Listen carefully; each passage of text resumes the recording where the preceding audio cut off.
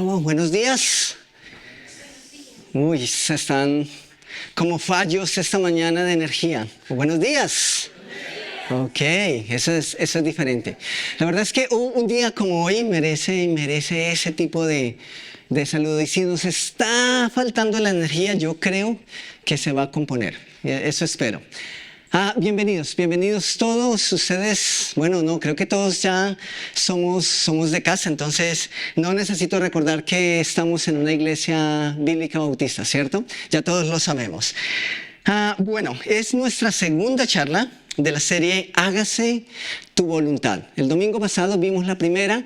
Si por alguna razón, motivo, circunstancia perdiste la primera charla, yo te sugiero que puedas verla en nuestra página de YouTube, o si quieren ir a Facebook, ahí en nuestro muro como Conviva Norte, o en el muro de Conviva Norte está el enlace con la imagen de la primera charla. ¿Para qué?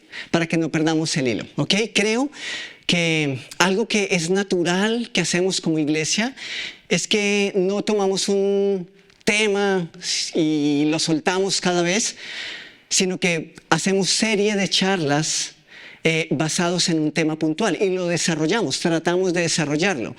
La idea es que si uno pierde una charla, después dice, estoy perdido, ¿sí? Entonces la idea es que no perdemos una sola charla.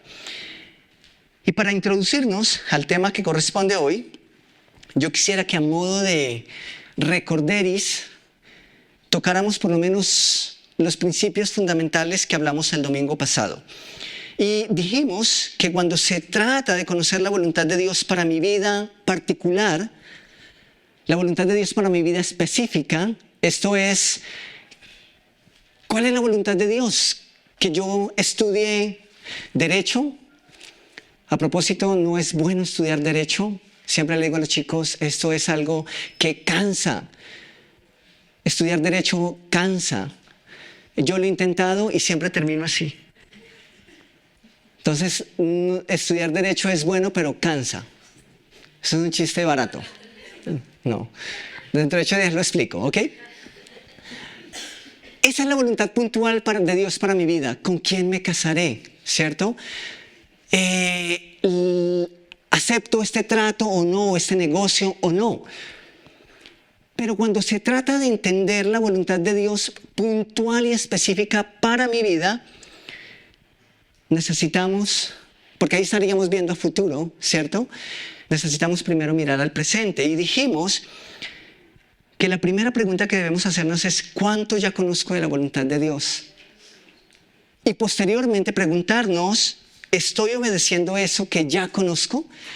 Porque si no estoy obedeciendo eso que ya conozco, ¿qué sentido tiene de Dios la voluntad para mi vida mañana? ¿Cierto? Tengo que empezar a obedecer lo que sí conozco hoy. Y dijimos que hay mucho que Dios sí ha revelado y que nosotros ya sabemos. También dijimos que la médula o el ápice o la parte más importante de toda esta serie tiene que ver con un principio, y el principio es este. Antes que buscar la guía de Dios para el futuro, asegúrese de entender bien su voluntad para la vida presente. Eso no es difícil de entender, ¿cierto? Antes de conocer cuál es la voluntad de Dios para mi vida mañana, debería esforzarme por saber cuál es la voluntad de Dios para mi vida hoy. Y si ya sé cuál es la voluntad de Dios para mi vida hoy, que seguramente sabemos mucho de eso, entonces obedezcamos y vivamos en eso. Entonces, eso tiene sentido. Seguramente cuando hacemos lo primero, vamos a ver con más claridad lo que viene. Entonces, ese es el comienzo de todo. Conocer la voluntad de Dios de manera puntual para mi vida es lo segundo. Lo primero es conocer la voluntad de Dios general para toda la humanidad. Antes de intentar conocer eso para lo que fui diseñado de manera específica, yo necesito conocer los principios de la voluntad de Dios que aplican no solo para mí, sino para cada persona en el mundo. Hablamos de la voluntad general de Dios para con su humanidad, ¿cierto? ¿Recuerdan ustedes cuál es el primer deseo de Dios? Lo primero que Dios espera que pase con su humanidad que se salven, ¿cierto? Cuando empezamos a encontrar o a tratar de encontrar esos principios fundamentales de la voluntad de Dios para la vida en general, lo primero que nos enteramos es que la voluntad de Dios es que ninguno perezca, ¿cierto? Que ninguno se pierda. Y dijimos que de este modo cualquier persona que se condena, recuerden, Dios no condena a nadie, nosotros nos condenamos por nuestra propia condición, pero cada persona que se condena en el castigo eterno lo hace en contra de la voluntad de Dios. Porque la voluntad de Dios es que ninguno se pierda y por eso estamos aquí. Y si tú no tienes una relación con Jesús, yo espero que tú puedas dar ese paso. Porque la voluntad de Dios, en primer lugar, es que tú seas salvo, salva. Que tengas una seguridad eterna con Él. Entonces, el siguiente punto, después de haber conocido a Jesús, después de haber sido salvados por Él, el segundo principio o el segundo deseo de Dios para con toda la humanidad es que seamos controlados, que seamos guiados por su verdad, es decir, su palabra y su espíritu. ¿Cuál es el primer prerequisito para entender la voluntad específica de Dios para mi vida? Dios espera que yo sea salvo, ¿cierto? En segundo lugar, Dios espera, y la voluntad de Dios es que yo sea guiado por su verdad y por el Espíritu Santo. Ahora, ¿cómo es esto de ser controlados por el Espíritu? Tal vez has leído en la Biblia esto de andar en el Espíritu. Es lo mismo. Ser llenos del Espíritu, ser controlados por el Espíritu, gobernados por el Espíritu, dominados por el Espíritu, es lo mismo que andar en el Espíritu. Y esto es algo que Dios demanda de cada creyente. Esto es igual para todos. No es que yo pueda decir, no, es que la voluntad puntual de Dios para mi vida es que yo ande en su Espíritu. Y Dios le pide algo diferente a un hermano. ¿Me estoy haciendo entender? Eso es general para todos. Usted conoce la voluntad de Dios en este punto. Y la voluntad de Dios es que tú seas guiado por el Espíritu Santo. El punto aquí es, dejemos el mañana en el mañana. Y empecemos a conocer la voluntad de Dios para nuestra vida hoy. Y vamos a andar en eso. Y esto es algo que conocemos a través de la Escritura. Vamos a Gálatas capítulo 5, versículo 16. Gálatas capítulo 5, versículo 16.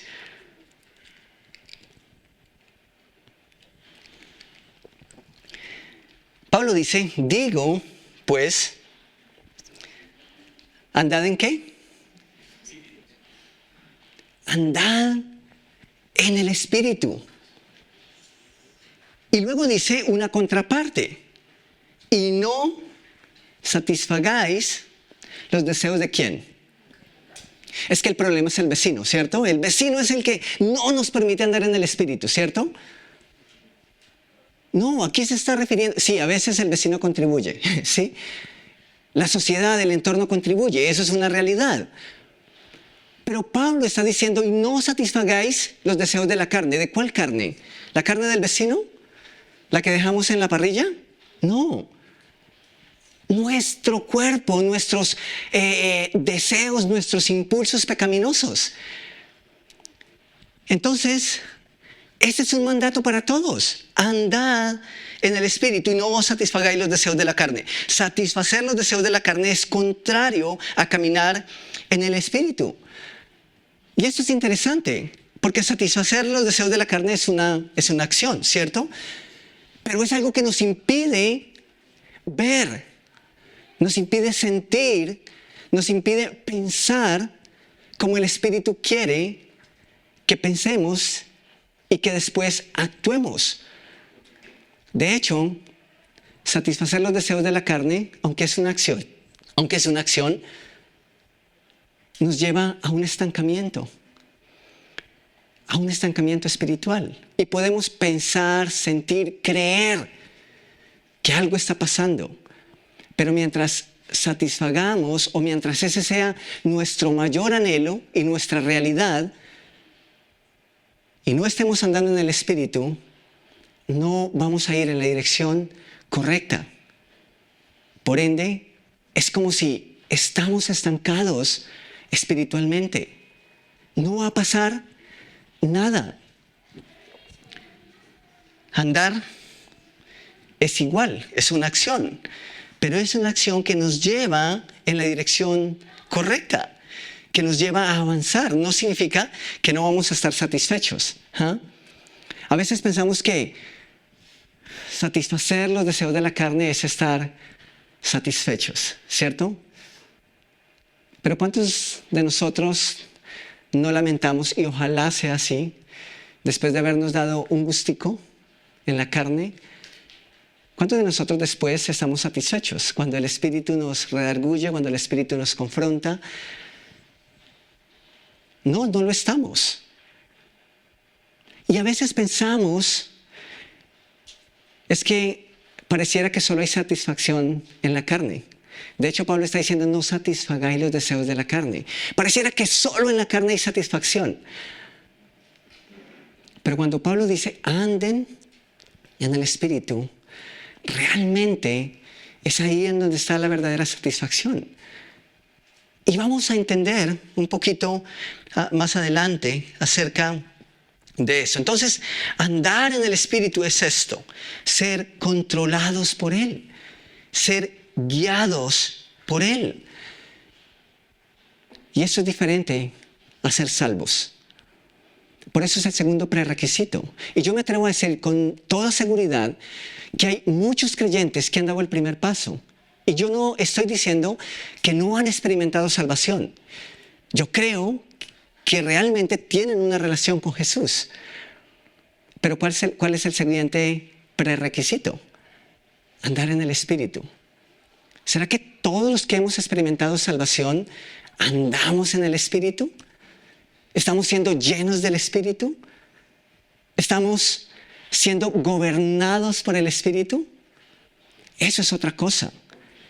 Y si soy honesto, puedo pensar ahora mismo en muchas facetas de mi vida en las que he andado en mi carne. Esa es una realidad. Un colega, un pastor muy amigo, un día hizo una confesión y gracias a Dios por personas que se paran al frente no para denotar perfección, sino para denotar lucha y proceso y caminar con Dios diario. Y esta persona decía, durante meses estuve predicando en mi carne. Y qué bueno que el Espíritu Santo tiene la capacidad de mostrarnos esas cosas. Pero espero que me estoy haciendo entender. Muchas personas hemos aceptado a Cristo, pero no todos estamos siendo gobernados por el Espíritu Santo. Esa es una realidad. Y de hecho, es una realidad palpable en la iglesia hoy. Lo cual es triste, y más que triste, es algo trágico. Entonces, solamente Jesús es Señor y Salvador cuando el Espíritu Santo realmente domina y gobierna nuestro ser. Notemos lo que el apóstol Pablo escribe a la iglesia. Estamos hablando del siglo I. Hablábamos hace 8 días que una de las cosas que a veces uno escucha cuando se trata de hacer la voluntad de Dios es que las cosas son muy confusas. Y cada vez yo creo que las cosas se vuelven más difíciles de tomar decisión para decidir. Pero eso el apóstol Pablo está escribiendo en el primer siglo. Si queremos ser más exactos, un poquito más de 2000 años atrás. Y noten lo que él dice. Vamos a Efesios. Vamos esta vez a Efesios, vamos al capítulo 5, versículos 16 al 18.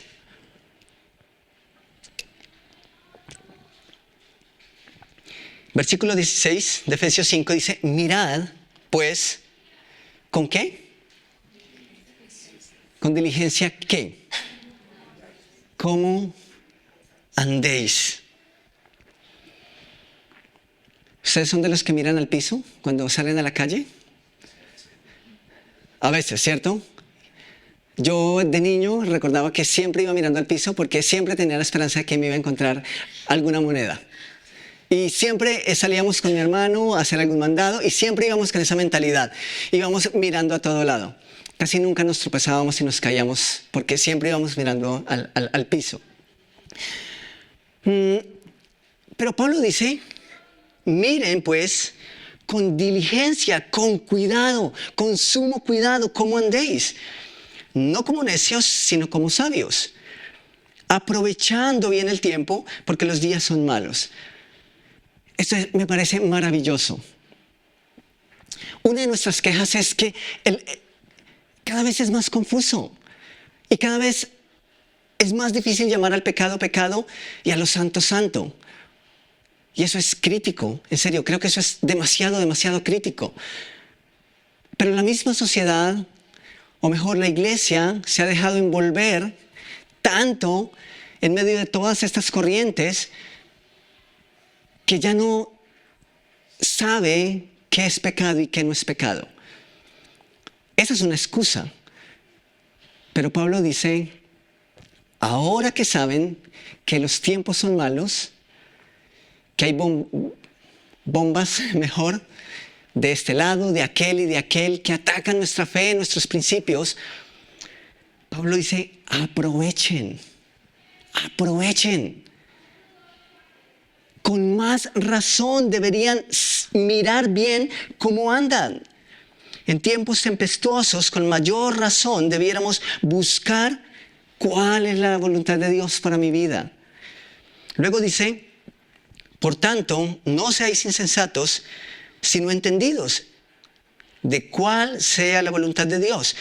No os embriaguéis con vino, en lo cual hay disolución, antes bien, sed llenos, ¿de qué? Del Espíritu. Ok, vemos aquí términos importantes que merecen nuestra atención. Por ejemplo, aparece nuevamente el imperativo andar, es un mandato. Es como si en realidad nos subimos al carro, pero dejamos que otro lo conduzca. ¿Cuántos son conductores acá de carro?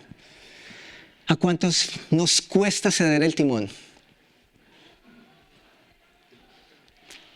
Ok, al menos que sea alguien que me da mucha confianza, yo no tengo problema, conduzca. Bueno, entre otras cosas porque amo conducir.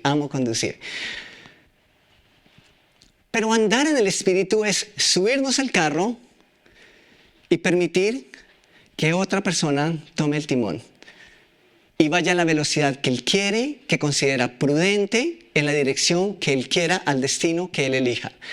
Eso es andar en el Espíritu. A veces me cuesta. No peleamos, discutíamos mucho cada vez que nos subíamos a Pichi los primeros días de matrimonio, porque Nata es pues mi copiloto. Y ella era, amor, cuidado. Amor. ¿Ustedes, esposas, hacen esas cosas? Pobres de nosotros.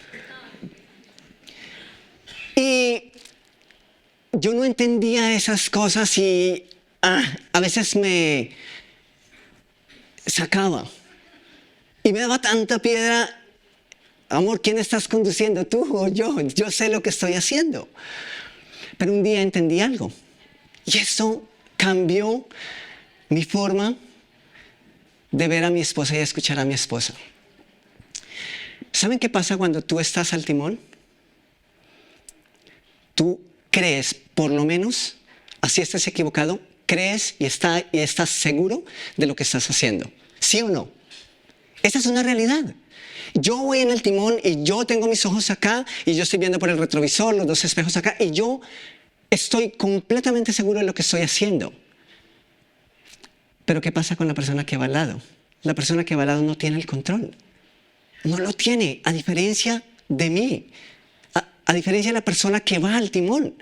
Por tanto, claro, es natural, es apenas natural.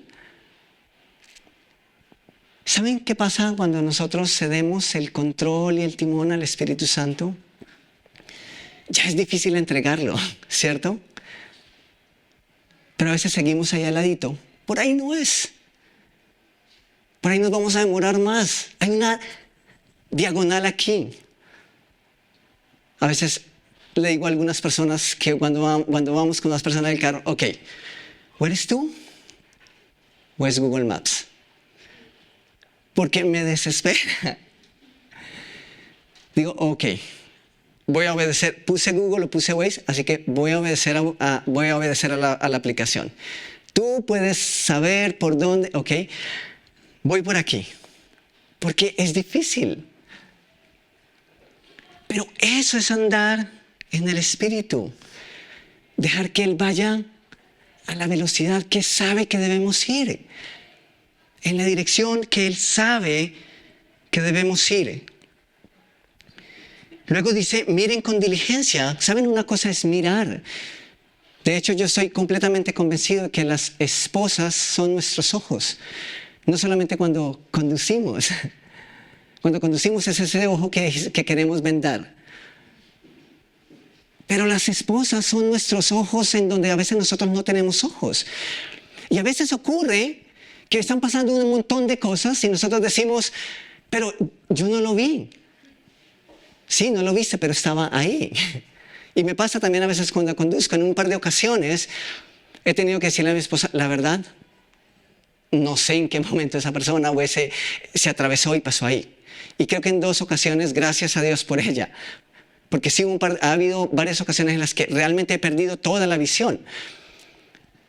Por eso Pablo dice, miren con diligencia. Miren, pero miren bien, no lo hagan a la ligera. Háganlo de manera cautelosa. Es decir, háganlo con ojos espirituales. Ver cómo Dios ve lo que Él ve. Y eso solamente es posible a través del Espíritu Santo. Por eso Pablo dice, sean llenos del Espíritu Santo. Anden en el Espíritu. Porque sus ojos son mejores que los nuestros. Nosotros somos muy limitados, pero Él no. Él lo está viendo completamente todo. Siguiendo con la analogía del conductor. ¿Ustedes han visto las tractomulas, todos esos letreros que tienen por todo lado? En ese punto, si estás en este punto no te veo. Y está lleno de lugares y de espejos. ¿Por qué? Porque para el conductor es difícil tener ojos ahí. ¿Sabes quién tiene ojos ahí? Dios. No hay lugar que Él no vea. Así que si queremos tener el panorama correcto y ver todo, aún esos detalles minuciosos, pues ¿por qué no dejamos que el Espíritu Santo sea quien haga esas cosas por nosotros? Ahora, esto no es algo que proviene de nosotros, eso es algo que viene de Él y solo Él. Por eso habita en nosotros. Por eso no se va de nosotros. Porque lo necesitamos 24/7. El Espíritu Santo vive en cada creyente. Y no vino para irse, vino para quedarse. 24/7, nunca se va a ir. Nunca nos va a abandonar porque lo necesitamos. Luego leemos el término insensatos. Esto es necio y saben, nada tiene que ver con la inteligencia. Tengo un amigo que es súper inteligente, es brillante.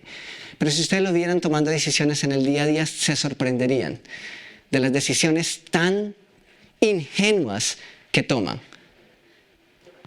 Y muchas veces he dicho, pero ¿cómo una persona tan inteligente puede tomar decisiones tan necias? ¿Conocen ustedes personas así? Que me dicen, uy, pero en serio todavía no lo puedo creer. ¿Usted hizo eso?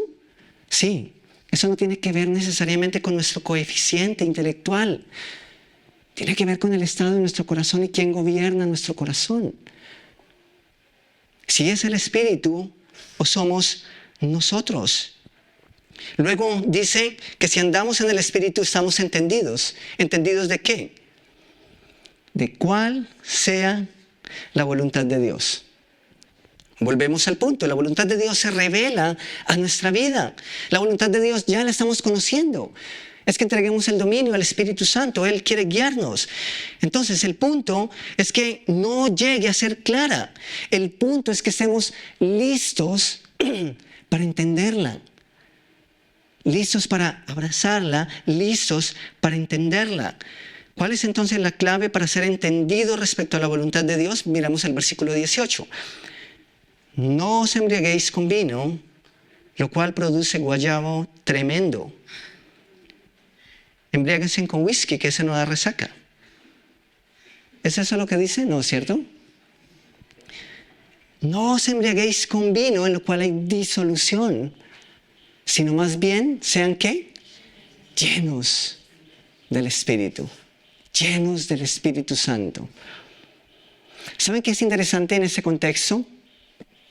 Es interesante que Pablo no necesariamente se está refiriendo a una congregación de alcohólicos empedernidos.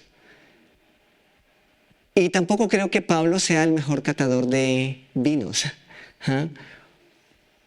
Introduce este ejemplo con la intención de que para nosotros sea claro esto de andar y ser gobernados por el Espíritu. Entonces él dice, cuando una persona está embriagada, ¿tiene control de su cuerpo? No. ¿Tiene control de sus palabras? No. Por eso si usted quiere saber la verdad respecto a alguien, emborráchelo.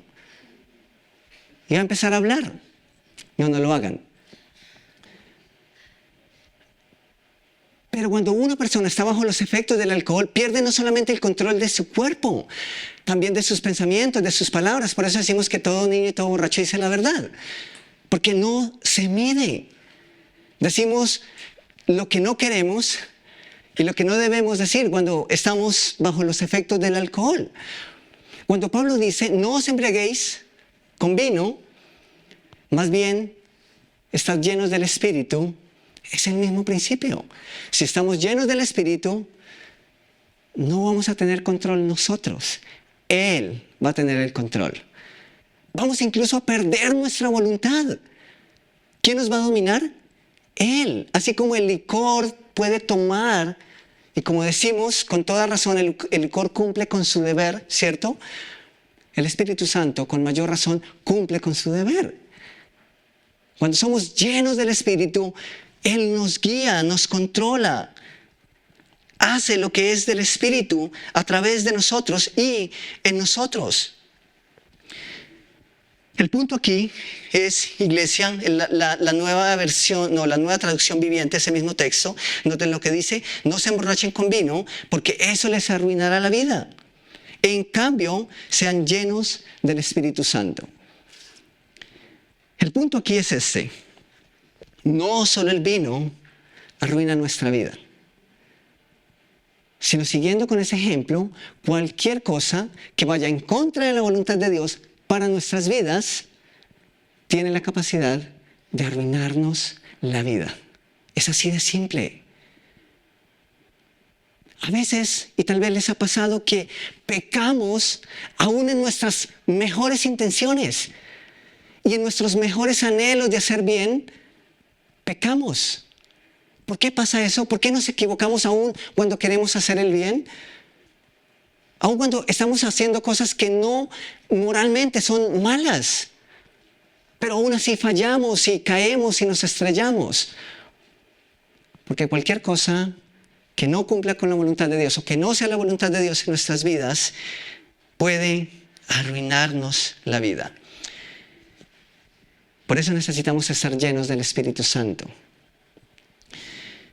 De modo que seamos dominados por Él. Ahora, si frecuentas algo y pasamos mucho tiempo con alguien o haciendo algo, es muy posible que termines pensando, hablando y actuando respecto a eso. Estamos hablando empezamos a entrar en ese terreno de cómo somos llenos del Espíritu, porque esa es una buena pregunta, ¿cierto? Y de hecho, les decía esta mañana, creo que esta mañana no me quiero enfocar, y aunque me quiero enfocar en lo que implica ser lleno del Espíritu, voy a hacerlo muy rápido. Pero quiero encontrar un momento en que como iglesia podamos hablar largo y tendido acerca de qué no es estar lleno del Espíritu. Porque hay tantísimas cosas pasando ahora en el mundo que son atribuidas a la llenura del Espíritu, que no tienen nada que ver con estar llenos del Espíritu. Pero hoy quiero enfocarme rápidamente en eso que implica, o cómo podemos ser llenos del Espíritu. Hay una imagen que quiero que veamos, seguramente ustedes la han visto en Facebook muchas veces. ¿Han visto esa imagen? ¿No? ¿Todavía no? ¿No son tan facebookeros como yo? Esa imagen tiene un mensaje que dice, el entorno sí importa. El entorno sí importa. Nos han dicho que un ratón en una caja de galletas no se vuelve galleta, ¿cierto? Ojalá nosotros tuviéramos el dominio que tiene ese ratón sobre las galletas. Ojalá tuviéramos el mismo dominio sobre el pecado y sobre nuestros impulsos. Pero si eso es verdad, esto también es verdad. No estoy diciendo que entonces tenemos que meternos en una burbuja, pero seamos honestos. Con las cosas que coqueteamos, a veces terminan ganándonos y poniéndonos bajo dominio. El entorno sí importa. Entonces, si yo quiero ser lleno del Espíritu Santo, pues debo pasar tiempo con el Espíritu Santo, debo pasar tiempo en la palabra de Dios, debo pasar tiempo con Dios. Es así como se empieza a ganar esa llenura. Tengo una maña, y esto es de familia, tal vez ustedes no me van a escuchar nunca esto, porque esas son cosas de familia y de casa. Ustedes hacen cosas cuando están en familia que si otra persona los viera haciéndolas o diciéndolas dirían, bobos. ¿Hacen esas cosas? Claro, creo que todas las familias las tenemos. ¿Saben? Yo tengo una manía. Bueno, tengo muchas manías, muchísimas. Pero hay dos que quiero compartirles esta mañana. Tengo un idioma alienígena. Y mi sobrina dice, tío, hable marciano. Ya que tienes cara de marciano, hable marciano. Para ella hablar marciano es hablar al revés. Y me fluye. Entonces ella dice, ¿cómo se diría al revés esto? Y es, tío, hable marciano. Ok, es hable al revés. Y como hermanos desde niños lo hacíamos. Esa es una manía. Pero hay otra manía, que es lenguaje disléxico. ¿Conocen el lenguaje disléxico? Básicamente son esas personas que quieren leer y están haciendo el mismo uso de las letras que contienen la palabra, pero las están usando en desorden, ¿sí? Entonces, en vez de decir Cristina, dicen Crisnita. Es así como le digo a mi suegra. En casa, en tiempo familiar. Y entonces estoy cambiándole el nombre a las cosas. Todo el tiempo lo estoy haciendo en casa. Y vuelvo y digo, esto es bobo. Ustedes no lo van a escuchar. Esto son cosas de familia. Pero dentro de esas tantas cosas, a los chorizos, bueno, ya no puedo comer chorizos, pero a los chorizos les digo sochiros. Adivinen qué, una vez nos antojamos de perro, nos fuimos para la Fama de Carne y mi esposa llega y dice, señor, ¿me vende 4 sochiros? Y el señor, ¿4 qué? Y pues obviamente mi esposa me volteó a mirar a mí y dice, ¿ve usted lo que hace? Cambiando el nombre a las cosas todo el tiempo. Fuimos con mi sobrina, mi otra sobrina, bueno, la sobrina de Nata María José, ustedes la conocen, fuimos el año pasado al Jardín Botánico y empezamos a leer los nombrecitos de las flores ahí y leímos el nombre de una flor y yo puse el nombre de esa flor en lenguaje disléxico. ¿Y saben qué pasó con María José? Después no podía hacerlo de la manera correcta. O sea, tío, ¿cómo es? Ya no lo puedo decir. Y intentaba decirlo y no podía. Simplemente se le quedó. Estábamos en la iglesia central, hace unos años con un amigo y estaba molestando porque necesitábamos un plafón de un bombillo o una roseta. Y entonces él estaba molestando con la rosqueta. Con la rosqueta. Salimos del local, nos fuimos para Easy a comprar la roseta. Llegamos, vemos al auxiliar, al asesor, le dice, un favor, ¿dónde puedo conseguir rosquetas? Y el señor lo mira, ¿qué? Casi lo manda para la panadería. Estoy usando estos ejemplos bobos para decir, si pasamos tiempo haciendo algo, seguramente vamos a terminar pensando y actuando en pro de eso que frecuentamos. Esas cosas pasan por naturaleza, fluyen. Ahora, andar en el Espíritu no es un juego, no es una maña, es un mandato y necesitamos hacerlo. Ahora, aún después de esos ejemplos, sospecho que puede seguir siendo algo muy etéreo, muy abstracto eso de cómo es ser lleno del Espíritu. Quiero que veamos la siguiente imagen. Esto es algo genial. Aquí tenemos dos textos. Por un lado, tenemos Efesios capítulos 5 y 6. Y cuando nosotros miramos esos dos capítulos y esos versículos puntuales, vemos que Pablo se está refiriendo a una vida llena del Espíritu. Es lo que el apóstol Pablo le está diciendo a la iglesia. ¿Ustedes quieren vivir una vida llena del Espíritu? Esto es lo que va a pasar. Esto es lo que tienen que seguir. Pero luego, cuando escribe a los Colosenses, en los capítulos 3 y 4, Pablo no está hablando de una vida llena del Espíritu, sino de una vida llena de la palabra. Pareciera que son dos cosas diferentes. ¿Ustedes quieren ser llenos del Espíritu y quieren experimentar qué es estar en primera medida lleno del Espíritu?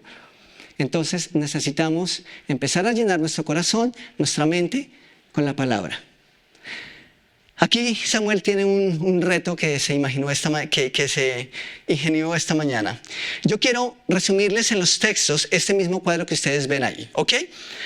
Efesios 5:19, y esto va a pasar muy rápido. Efesios 5:19 dice: hablando entre vosotros con salmos, con himnos y cánticos espirituales, cantando y alabando al Señor en vuestros corazones. ¿Quisieran estar así? Maravilloso. Ese es el anhelo para mi vida. Todo el tiempo quisiera estar experimentando eso mismo en mi vida. Eso es ser lleno de la palabra. Luego miren Colosenses 3:19, o bueno, a la inversa. La palabra de Cristo mora en abundancia en vosotros, enseñándoos y exhortándoos unos a otros en toda sabiduría, cantando con gracia en vuestros corazones al Señor con salmos e himnos y cánticos espirituales. Vamos a Efesios 5:20. Dando siempre gracias a Dios por todo, al Dios y Padre, en el nombre de nuestro Señor Jesucristo. Ahora noten lo que dice Colosenses 3:17. Y todo lo que hagáis, sea de palabra o de hecho, hacerlo todo en el nombre del Señor Jesús, dando gracias a Dios Padre por medio de Él. ¿Notan ustedes alguna diferencia? Estamos hablando esencialmente de lo mismo. Efesios 5:21-22. Someteos unos a otros en el temor de Dios. Las casadas estén sujetas a sus propios maridos como el Señor. ¿Qué dice Colosenses 3:18? Casadas, estad sujetas a vuestros maridos, como conviene en el Señor. ¿Están confundidos? ¿Un poquito? Es lo mismo. Solo que en un lado, Pablo le está diciendo a la iglesia, sean llenos del Espíritu, anden en el Espíritu. En el otro lado les está diciendo, sean llenos de la verdad, anden en la palabra, edifíquense en la palabra. ¿Y los resultados son diferentes? ¿Las implicaciones son diferentes? Estamos hablando de lo mismo, el equivalente es lo mismo. Sigamos ahí. Efesios 5:25, maridos, amad a vuestras mujeres. ¿Qué dijeron, hombres? No nos quedamos por fuera. Maridos, amad a vuestras mujeres, así como Cristo amó a la iglesia y se entregó a sí mismo por ella. Colosenses 3:19, maridos, amad a vuestras mujeres y no seáis ásperos con ellas. Efesios 6:1, hijos, obedeced en el Señor a vuestros padres, porque esto es justo. Colosenses 3:20, hijos, obedeced a vuestros padres solo cuando creas que ellos tienen la razón. No, dice en todo, porque esto ¿qué? Agrada al Señor. Efesios 6:4, y vosotros, padres, no provoquéis a ira. Esa parte deberíamos quitarla, ¿cierto, señores? Ahora los chicos tienen un arma ahí. ¿Recuerdan la espada que tenía Reinaldo? Ahora esos chicos la tienen en la mano cada vez que ustedes digan algo que a ellos no les gusta. Efesios 6:4, sí, tomen nota. Y vosotros, padres, no provoquéis a ira a vuestros hijos, sino criadlos en disciplina y amonestación del Señor. Y noten lo que dice Colosenses 3:21. Padres, no exasperéis a vuestros hijos. ¿Para qué? Para que no se desalienten. Efesios 6:5, siervos, obedeced a vuestros amos terrenales con temor y temblor, con sencillez de vuestro corazón, como a Cristo. Y luego que dice Colosenses 3:22, siervos, obedeced en todo a vuestros amos terrenales, no sirviendo al ojo como los que quieren agradar a los hombres, sino con corazón sincero, temiendo a Dios. Efesios 6:6, no sirviendo al ojo como los que quieren agradar a los hombres, sino como siervos de Cristo, de corazón haciendo la voluntad de Dios. Y luego Colosenses 3:22 dice, siervos, obedeced en todo a vuestros amos terrenales. Bueno, eso creo que ya lo había leído, ¿cierto? Luego pasamos a Efesios 6:9, dice, vosotros, amos, haced con ellos lo mismo dejando las amenazas, sabiendo que el Señor de ellos y vuestro está en los cielos, y que para Él no hay acepción de personas. Tengo una pregunta. ¿Ser lleno del Espíritu es recibir una revelación nueva cada vez? ¿Saben? Alguien dijo, no todo lo nuevo es bíblico. Sin embargo, todo lo bíblico no es nada nuevo. Dios instauró hace tantos años su voluntad expresa y nos la dejó en su palabra, que si nosotros queremos ser llenos del Espíritu, lo único que necesitamos hacer es ir a su palabra. Ahora, es claro que la vida llena con el Espíritu y la vida llena con la verdad, con su palabra, son cosas iguales. ¿Qué es ser llenos del Espíritu? Vivir como lo acabamos de leer. ¡Wow! Impresionante. ¿Cuántas veces nos quejamos de nuestros amos? ¿Cuántas veces nos quejamos de nuestro vecino? De nuestros gobernantes. Yo lucho mucho con esto. ¿Cuántas veces nos quejamos de los que son padres se quejan de sus hijos y viceversa? ¿Saben qué pasaría si todos estamos llenos del Espíritu Santo? Pasaría todo lo que acabamos de leer. Eso es magnífico. ¿Ustedes se imaginan una vida cristiana como la que acabamos de leer, aburrida? Para nada. Esa es una vida plena, es una vida dichosa. Pero no es posible si la palabra de Dios, si la verdad de Dios no está penetrando en nuestro corazón y nuestros pensamientos. Tenemos que sumergirnos en esa verdad si queremos que algo de eso se nos impregne. Los pensamientos de Dios no podemos obtenerlos de la cultura que vivimos, de la sociedad o el mundo, ni siquiera de nosotros mismos. Tienen que venir de Dios. Y eso no es posible, al menos que no estemos llenando nuestros pensamientos, nuestro interior, con la palabra de Dios. Estar lleno del Espíritu es eso, es permitir que su palabra penetre en nuestro corazón y nuestra mente. Entonces no podemos obtener eso, al menos que no estén siendo provistos por Dios. De hecho, y ya estoy terminando, es posible que después de haber tomado decisiones y habernos equivocado, nosotros estamos pensando, pero yo pensé que era lo correcto. ¿Les ha pasado? A mí me ha pasado. Dije, pero yo no vi nada de malo en eso. Lo hice. Pero como decimos vulgarmente, tenga para que lleve. Eso pasa. ¿Será que nuestro sentir es el mejor filtro? O ya estoy hablando como bolicua, ¿el mejor? ¿Creen ustedes que lo que sentimos es lo que debemos hacer? No siempre. Especialmente si no estamos andando en el Espíritu. Al menos que estemos sumergidos en la palabra, ok, podemos tener el sentir de Dios. Pero a veces yo sentí paz, incluso es paz porque voy en la dirección que yo quiero. No necesariamente tiene que ver con la dirección del Espíritu. Esto es urgente. Si queremos ser obedientes al segundo mandamiento, debemos empezar a ser llenos del Espíritu Santo. Sin estos dos prerequisitos, ser salvos y luego andar en el Espíritu, es imposible que conozcamos todo lo demás.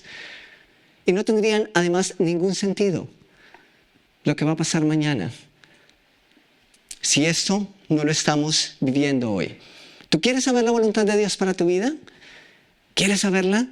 Ya tienes 2 pasos. Espero que obedeciste el primero y que eres salva. Ahora tenemos en conocimiento el segundo. La voluntad de Dios es que andemos en su verdad, que andemos en el Espíritu.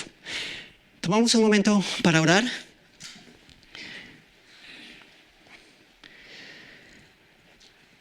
Conócele como Salvador. Es el primer deseo de Dios para tu vida. Él quiere que tú seas salvo. Anda en su palabra, guiado por su Espíritu, es el segundo.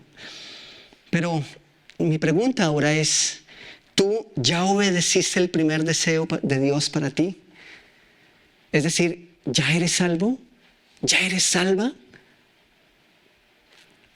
Y si tú no tienes certeza de si eres salva o no, de si vas a pasar tu eternidad con Jesús o no, de si Él ya perdonó tus pecados o no, y quieres ser obediente a ese primer mandamiento, a ese primer deseo de Dios, yo quisiera pedirte que levantaras tu mano. Hoy puedes comenzar, hoy puedes dar ese paso. Lo demás no tiene sentido si hablamos espiritualmente y si nos referimos a la voluntad de Dios para tu vida, si no haces ese primer paso. El primer paso es que tú seas salvo por Él. Y si hay alguien que no es salvo todavía, yo quiero pedirle el favor que levanten la mano si desea dar ese paso. ¿Hay alguien?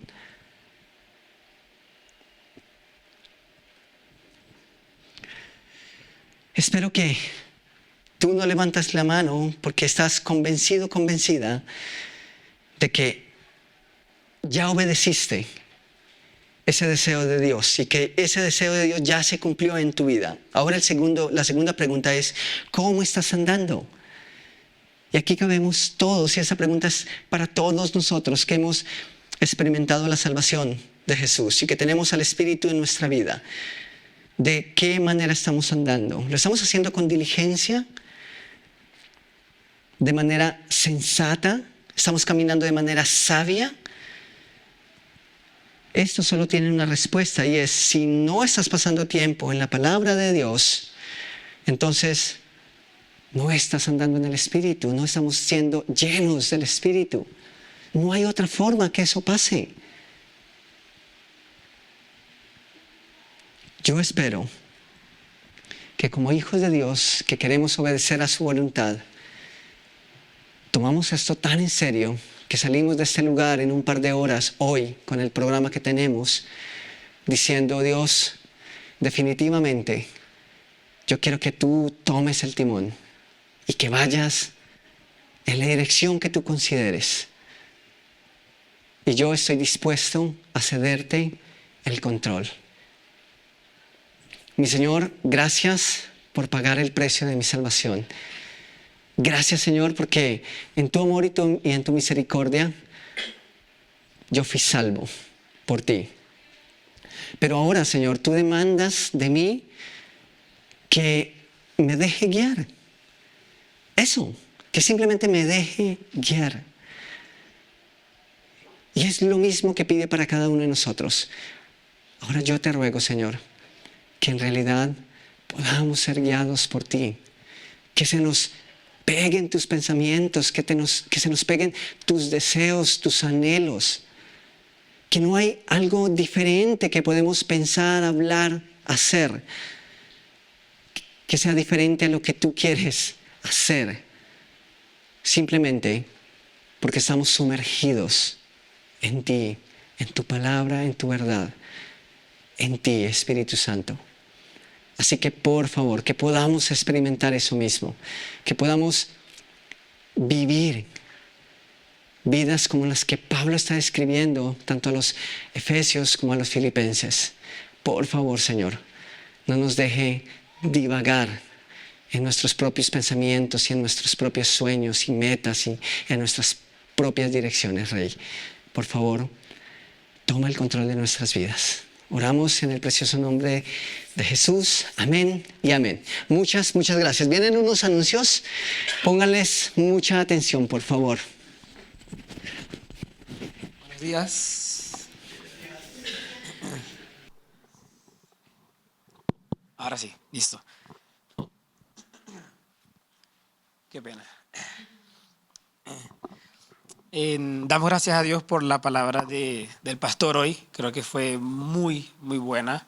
o por lo menos considero para mí que así fue. Y qué bueno que en nuestra vida podemos estar así, ¿no? Y bueno, simplemente quería acotar y comentar eso y bienvenidos a todos. Tenemos Maná, pues ya creo que la mayoría sabe, es un ministerio de niños que tenemos aquí en la zona en Verbenal, ¿ok? Vamos a darle en los próximos días unos detalles, unos cambios que vamos a tener respecto a Maná. También tenemos la zona, de igual manera, estamos aquí cada sábado a las 3:30 con los jóvenes. Ángelo está, María. Igualmente, si tienen amigos o personas que conozcan, pueden invitar. También vienen unos pequeños cambios, bueno, grandes cambios para ese ministerio y luego más adelante le contamos. También, aparte de esto, hablando de lo que el pastor hoy nos hablaba de estar en el Espíritu, es importante recordar, y creo que esto es una señal de que recordemos nuestros diezmos, ofrendas, ¿okay? Que son para el Señor. Eso es andar en el Espíritu, o una de las cosas que nos pueden decir, esta persona, yo estoy o no en el Espíritu.